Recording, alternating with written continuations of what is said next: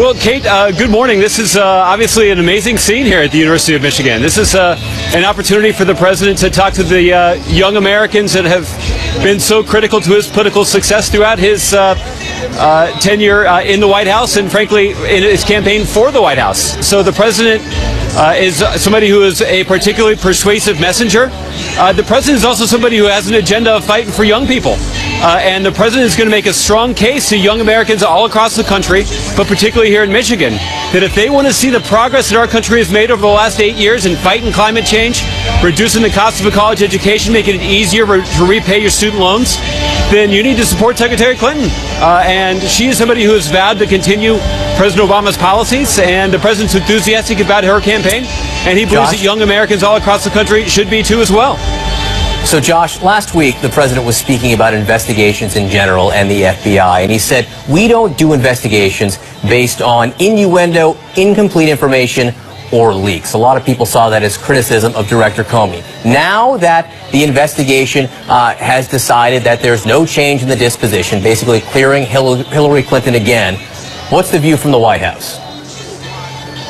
Well, John, the truth is the view of the White House is the same that it was last week. There's a lot of controversy.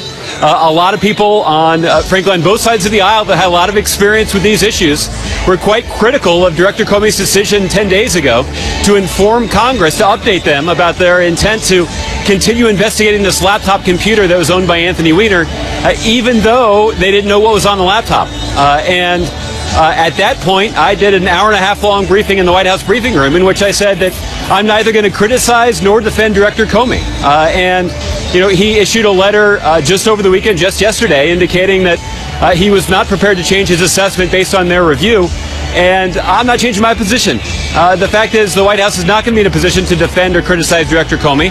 At the White House, we have been scrupulous about making sure that we're not interfering on an independent Department of Justice FBI investigation.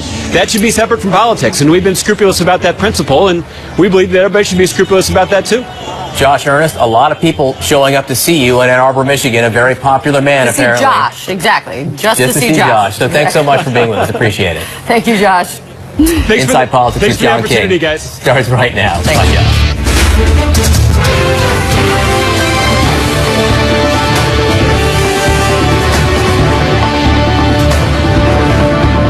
Welcome to Inside Politics. We're live from the nation's capital, just across the street from the White House on this beautiful day.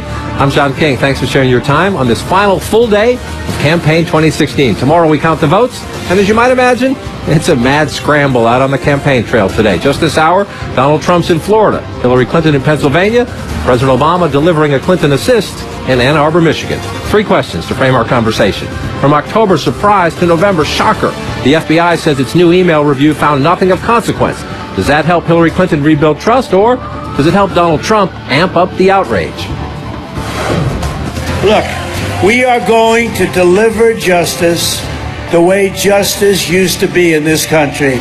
At the ballot box on November 8th, we are going to do something so special. It will be so special. It will be an amazing day. It'll be called Brexit plus plus plus. Will Clinton's sudden scramble be enough to block Trump's late push in some big blue battlegrounds? I know there's a lot of frustration and even anger in this election season. I see it, I hear it. Sometimes, I'm the subject of it. I get it. But anger is not a plan. Anger is not going to get us new jobs with rising incomes. And this could be the most important question of all. Will the big surge of Latinos voting early make it near impossible for Trump to win Florida, Nevada, and maybe some other big prizes? Folks, it's a rigged system. It's a rigged system, and we're going to beat it. We're going to beat it. With us on this final big campaign day to share their reporting and their insights, Julie Pace of the Associated Press, Mary Catherine Ham of The Federalist, and CNN's Maeve Reston. and Manu Raji. We're going to take you live to the campaign trail throughout the hour. We'll be doing that throughout the day here on CNN to check in on a final sprint that will again run, yes, past midnight. Stay up with us. The latest numbers tell us a big story. Advantage Clinton in the final hours. Look right there. A 3-point lead, a 4-point lead now in our CNN national poll of polls. That one's been changing quite a bit even this morning. By far, Hillary Clinton has the clearest state-by-state path to 270 electoral votes. That, of course, the magic number tomorrow night. But Trump's 2016 trademark to the very end is disruption. And he believes there are enough big states close enough for him to swoop in and change the map. Today, Trump closes with stops in Florida, North Carolina, Pennsylvania, New Hampshire, and Michigan. Yes, he's working till the end. Hillary Clinton has 2 stops in Pennsylvania, 1 in Michigan. She ends the day in North Carolina. Let's get to the group here. A lot of fun on the final day. Let's listen before we start our conversation. Hillary Clinton just moments ago, getting on her plane in Westchester, New York. She sounds here, even though she's got a busy schedule today defending some blue territory, she sounds pretty confident.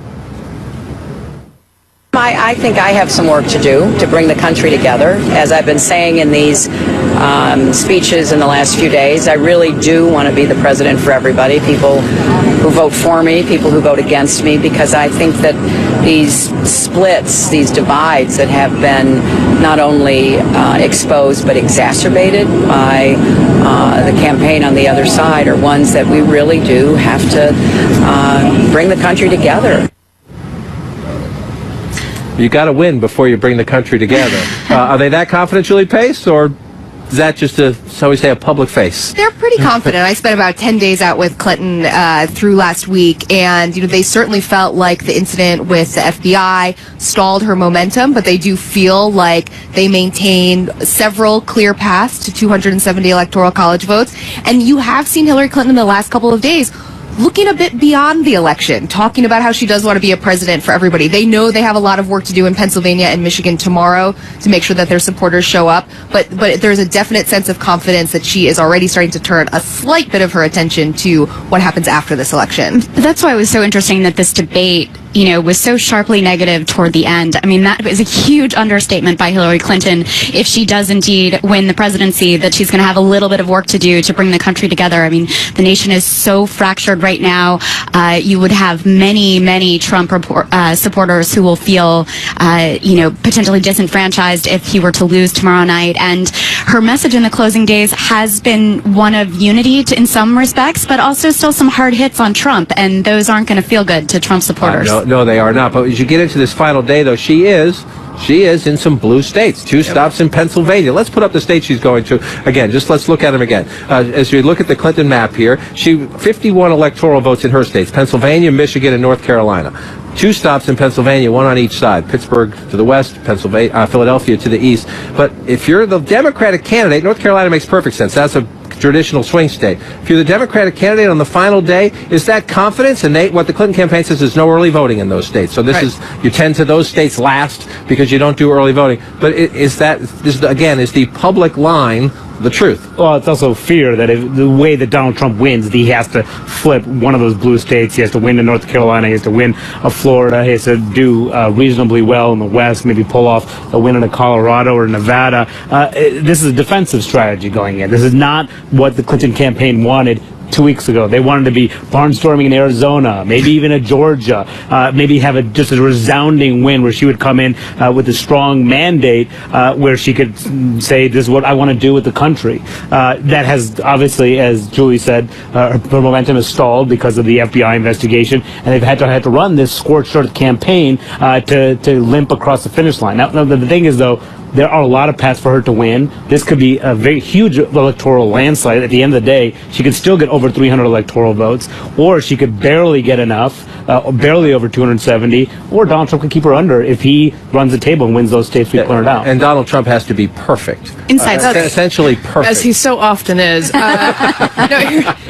That's the problem for him, is that so much has to fall his way. And she is in those blue wall states, which is good news for him because they feel threatened in a Michigan and a Pennsylvania, which is a perfect place where his exact appeal overlaps with something where he can threaten Democrats and get a lot of wider economic populism, Rust Belt trade, area. Rust Belt. Right. And so it's good news for him that they're there, but it's bad news for him that he's in how many states? Because he has to have so many fall his way. And he is plenty energetic on the trail and will be in all those states and will brag about being in all those states. But it's not necessarily great news for him that he needs to be in that many. Right, and some people are actually questioning if he's done too many states. Why? You know, you go to, it seems kind of scattershot. You stopped in New Mexico a few days ago. You went to Minnesota. Should he have gotten on a bus and gone across Pennsylvania, a bus and gone across Michigan? I know Donald Trump's not a bus guy. But let's look at the states. We showed you the Clinton states. Let's look at the Donald Trump states today.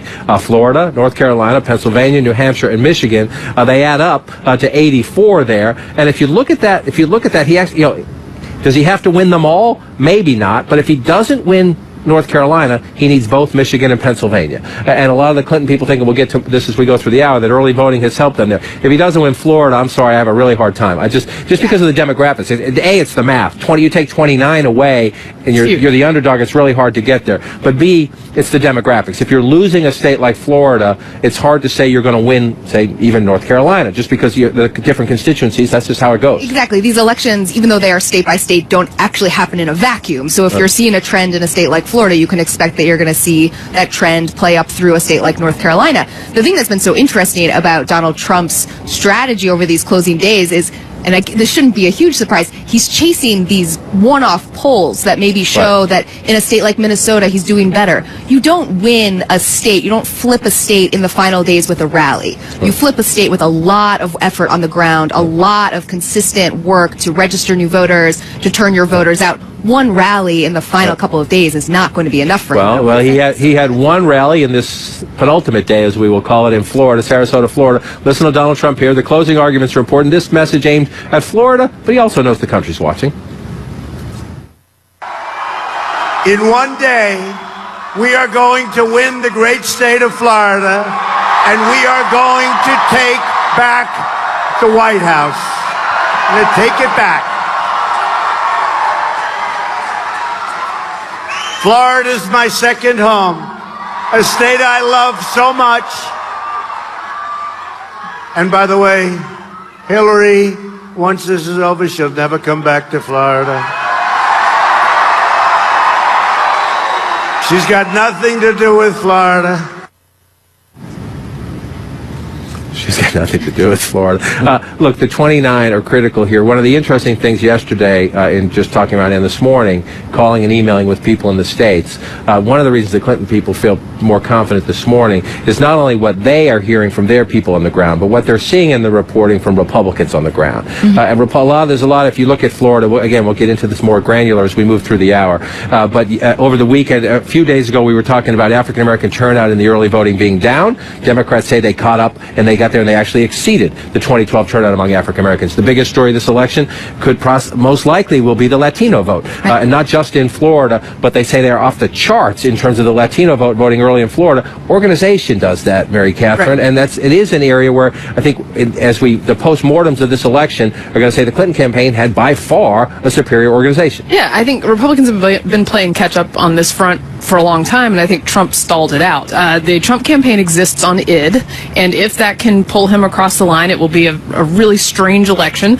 And this is a tepid compliment, but she's a box checker, right? She will make sure that every single thing they can do to get out her people will be done. The Trump campaign does not have that same mindset, and sometimes doesn't have half the data they have because they haven't done the work that you need to do. And they were really worried about the millennial vote, particularly among Latino and young African American voters in Florida, because that is what really could matter tomorrow night. And I think that, throughout this whole race, so often the polls don't reflect the ground game at all, and you have to come back to the fact that, the RNC was really pulling a lot of the weight for Donald Trump in terms of ground game, identifying voters, all of that. He's been pretty savvy in terms of his social media operation, but beyond that, it really may be about ground game tomorrow night. Yeah, and a lot of Republican state parties are not in as healthy position as a lot of Democratic state parties, too, and that has one impact. Another impact is the fact that the Trump campaign has been at war with a lot of its fellow Senate candidates, and a lot of Senate candidates don't want to work together on on these final days where identifying voters and bringing out voters to the polls is so critical. The one point that was interesting that NBC Wall Street Journal poll yesterday was that Hillary Clinton is winning nationally, according to that one poll, with college-educated white voters. That is a problem for the Trump campaign. If that translates into the battleground state, those voters Republicans have relied on for years, not just for presidential, but also down-ticket races. So we'll see how that plays out. But if she has a coalition of college-educated white voters and Hispanic voters, it's going to be tough for Trump. Well, and for what it's worth, the RNC says that it feels good about what it had built and that it sort of married seamlessly with the Trump campaign because there wasn't anything to marry with. So there's that they got going. Yeah, they're essentially doing it for him. They're trying to pull that wagon across. And we'll see how it goes. In some states, I think they are doing better than they did in 2012. In other states, it's a question of resources and coordination. To your point about the NBC Wall Street Journal poll, it also showed Hillary Clinton leading among independents at the end. That's a group that Mitt Romney won 4 years ago. So we're in the final day. We're going to watch this play out. Stay with us as we go through the hour here. We have Hillary Clinton rally in Pittsburgh this hour. President Obama is in Ann Arbor, Michigan for Hillary Clinton this hour. We'll watch those events live. Plus, October surprise gives way to November shocker. The FBI is on again. Clinton email investigation suddenly off again.